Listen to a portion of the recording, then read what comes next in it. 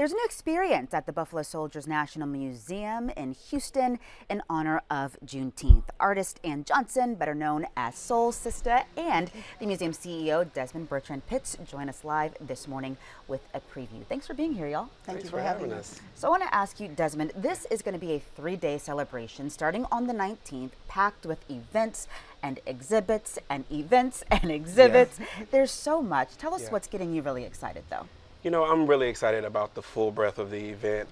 This has never been, there has never been a celebration for Juneteenth in the way that we're doing it.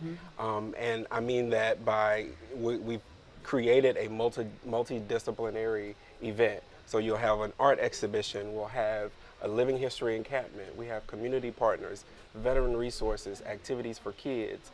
All generations will be able to enjoy this event from the 19th through the 21st. And Ann, the museum, of course, puts a particular emphasis on U.S. colored troops' call to freedom. How does that show up in your artwork? A lot of historical research, a lot of presence. I'm an experimental printmaker, so printing on cotton tells the African American story, of course. And there's just, all the artists in this exhibition are top notch and so well researched, so it's a great companion with the live encampments and all the other events happening. And when you think about the event and you think about the museum, there's engagement, there's empowerment, there's education. What does that mean to you as we celebrate 160 years of movement toward freedom? I'm an educator, and I can see that education culturally is being erased. So as an artist, we're on the front lines. You know, we can maintain and create the context of history while sharing artwork.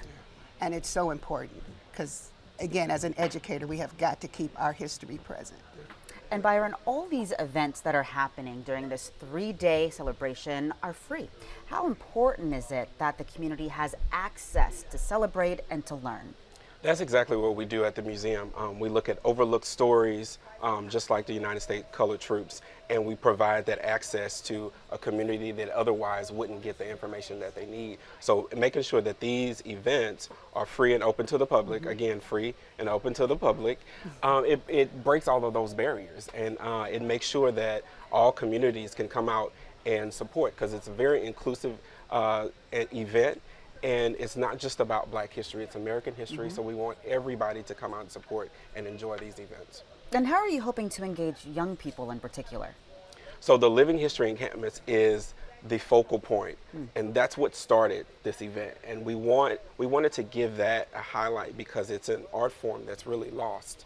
And so by having these historians in uniform and giving an accurate account of what happened during this time frame, we make it real and we put it into their perspective, something that they can understand and that they can relate to, rather than just a panel discussion or a lecture on the history. Put them in that environment and you give them a sense of purpose.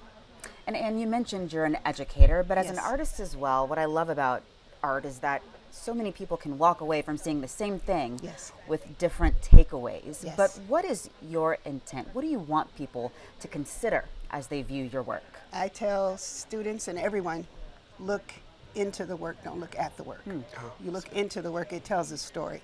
We're telling multiple stories. Stories of slavery, stories of being on the front lines, and the stories that need to be told and continually need to be told.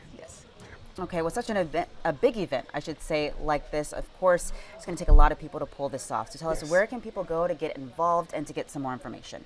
Yeah, so we're still taking volunteers. You can visit our website at buffalosoldiersmuseum.org. You can find all the information there about all of the events, the ways to still get involved, and also the schedule for events that's coming up as well. 3 days starting Juneteenth. Yes. All right, a lot to learn and a lot to see. Byron and Ann, thank y'all so much for stopping by. Thank you.